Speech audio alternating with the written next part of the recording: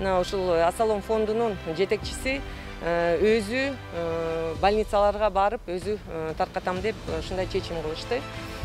Анан дагы айтып кетерим, мына гуманитардык жардам берген биздин ушул фондторубузга жана башка ыктыярчыларга чоң рахматымды айтам. Мына өкмөттүн атынан, жеке өзүмдүн атынан.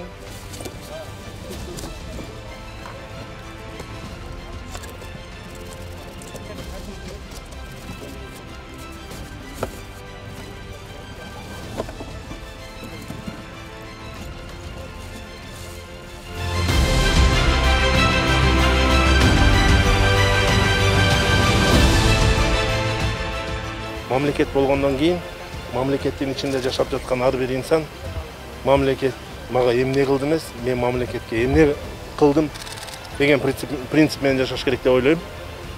Ошондой эле биздин президентибиз Сооронбай Шарипович айтты, фонддор, силер эмне кыласыңар? Мына могу жерде биздин эл кыйналып атат, кысталып атат. Кыймылдагыла деген бизге бир кандай кубат берди.